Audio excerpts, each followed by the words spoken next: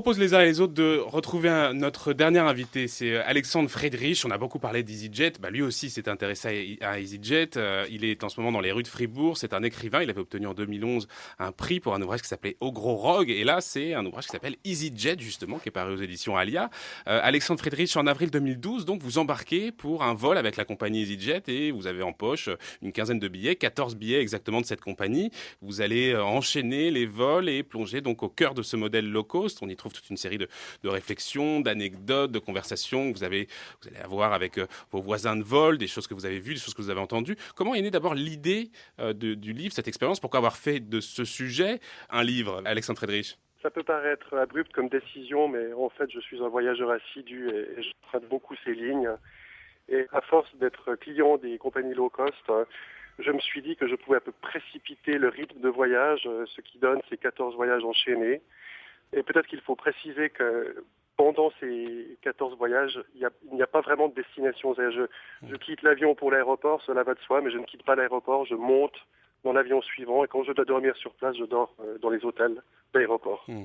Donc vous rentrez vraiment dans la peau de ce passager low cost. Vous dites que ce passager, il est infantilisé. Vous dites, page 33, le passager est traité comme un enfant, le marketing détourne le masochisme, le business plan est respecté. Si vous voulez, les contraintes sont nécessaires dès lors que le prix du billet est bas. C'est un des principes de fonctionnement de cette machinerie du low cost.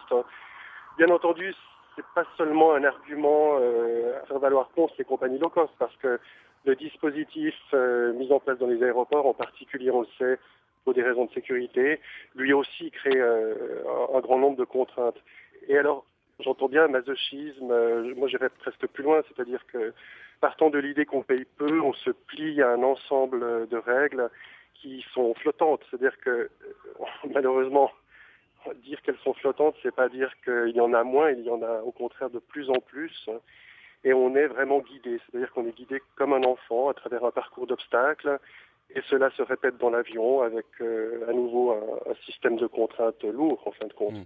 Et est-ce qu'on pourrait aller jusqu'à dire, Alexandre Friedrich, que finalement, il y a aussi quelque chose d'une altération de la citoyenneté? Parce que vous dites le low cost produit un homme nouveau, un homme naïf, égaré et soumis. Parce qu'il y a toute la question, effectivement, du choix qui est remise en cause. Parce qu'avant, effectivement, on choisissait notre destination. Et là, avec EasyJet, finalement, les choses se retournent.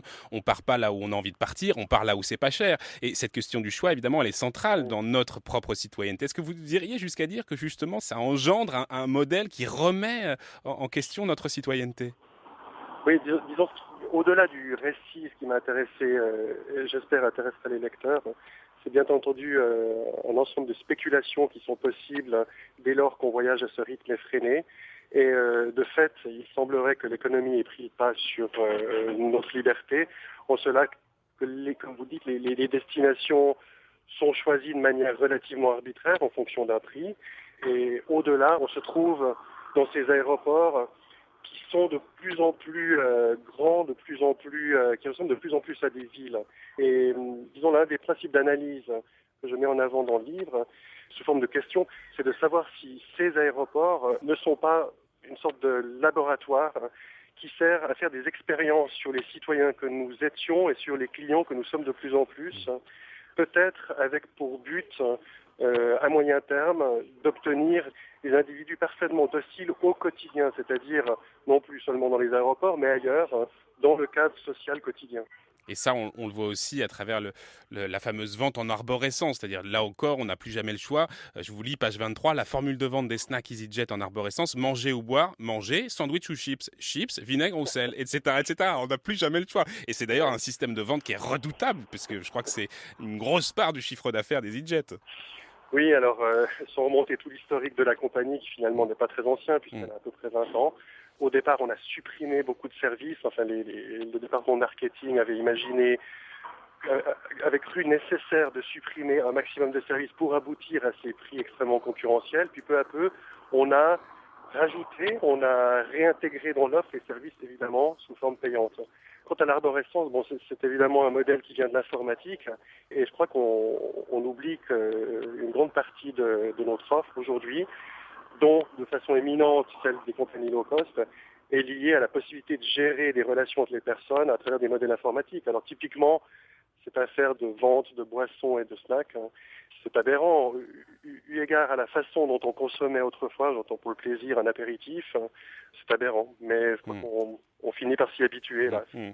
Toujours un peu de marketing, Alexandre Friedrich. Vous racontez dans votre livre que la compagnie a tourné une sorte de série télé dans laquelle on voit le personnel navigant, les passagers. Alors on est presque dans une série télé, sauf que c'est pas vraiment une série télé. D'abord, c'est pas des vrais acteurs, c'est une sorte de télé-réalité à la sauce orange, à la sauce EasyJet.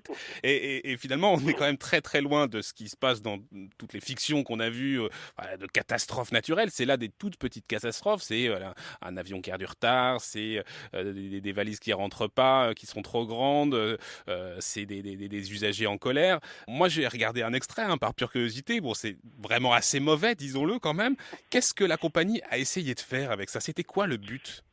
Oui, c'est vrai que c'est assez mauvais, mais le phénomène d'identification fonctionne. Alors, si je comprends bien, le but recherché, je crois que la méthode est habile, par le département marketing qui fait quand même l'essentiel du travail pour la compagnie. Ce département marketing a fait le raisonnement suivant. Nous baissons les prix, donc théoriquement, le voyage en avion devient accessible à un plus grand nombre de personnes.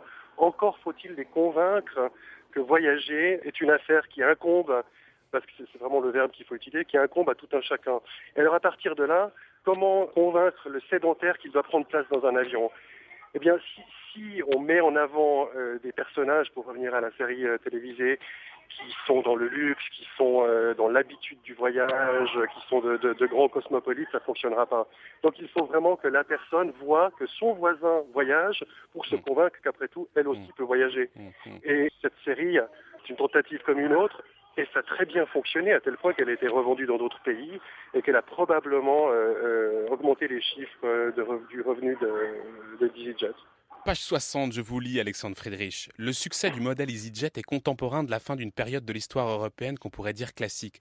Seulement contemporain, ou vous faites un lien, justement, et lequel, si oui, entre justement l'apparition de ce modèle et l'évolution du modèle européen? Rassurez-moi, il n'y a aucun lien quand même. Moi, je crois qu'il y en a beaucoup, mais ils sont flous, ils sont encore à définir. C'est peut-être difficile à expliquer en ce sens, ça relève plutôt de l'intuition.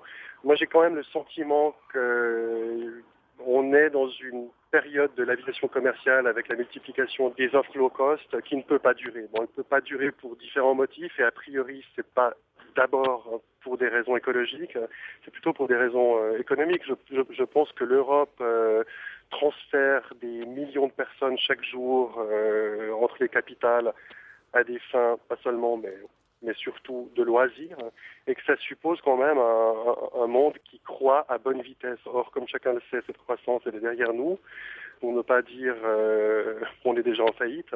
Et je crois que c'est un peu le couronnement d'un système qui a misé sur la vitesse, mais qui à l'avenir ne pourra plus le faire. Et je pense en effet que les compagnies low cost seront devant nous opérationnels quelques années encore, et puis vraisemblablement vont disparaître pour céder place à un autre modèle de voyage. Un autre modèle de voyage, d'ailleurs, une chose qui est étonnante que vous rappelez dans votre livre, qui est vrai, on le sait, mais c'est intéressant de le rappeler. Vous dites que ces compagnies de low cost, elles ont favorisé ce phénomène des résidences secondaires excentrées. Vous avez eu l'occasion, vous, de rencontrer des gens qui filent du nord de l'Angleterre vers le sud de l'Europe ou l'est de l'Europe parce qu'ils ont acheté une maison et que, de fait, ils sont à quelques dizaines d'euros de leur nouvelle maison. Oui, oui. Ouais. Oui, parce qu'avec l'intégration des nouveaux pays européens et les différences de niveau de vie, il y a évidemment des flux qui ont pour seule motivation, disons, de mieux dépenser son argent. Et dans ces voyages que j'ai tracés comme ça de façon aberrante sur la carte en reliant des points extrêmes, c'est-à-dire que je n'allais pas de Ljubljana à Zagreb, mais plutôt de Ljubljana à Londres, puis de Londres à Zagreb. J'ai en effet croisé des gens qui partent en week-end chez eux, donc dans leur résidence secondaire en avion, mais 2-3 fois par mois. Alors évidemment, économiquement, ça se défend, mais ça reste tout de même absurde. Allez, toute dernière question, Alexandre Friedrich. À la fin du XXe siècle, l'aviation civile a atteint son point de maturité, puis est venu EasyJet. EasyJet, c'est la fin de l'aventure du ciel? Alors, vous savez, moi je ne suis pas un passionné d'avion, mais parce que je suis un passionné de littérature, j'ai lu Saint-Exupéry, et lui, dans ses lettres à ses amis, dans sa période new-yorkaise, plutôt vers la fin de sa vie, dit « Je ne saurais faire partie de cette termitière, je crois que le voyage en avion après la période héroïque est fini. » Et donc, on est avant-guerre. Alors ensuite, évidemment, il y a toute cette aviation commerciale, à peu près 70 ans d'aviation commerciale, et puis EasyJet, peut-être que les autres compagnies, on vient de le voir en France avec les débats autour d'Air France, ne l'ont pas pressenti immédiatement, mais EasyJet a vraiment bouleversé le modèle. À tel point qu'il est parfaitement pensable que le modèle classique qui périclite disparaisse assez rapidement. Oui, moi je crois qu'EasyJet est vraiment un acteur majeur aujourd'hui. Enfin, à nouveau, avec d'autres compagnies du même type, disons. Elle sert de symbole. Merci beaucoup, en tout cas, Alexandre Friedrich, d'avoir été avec nous ce matin. EasyJet, votre ouvrage aux éditions Alia.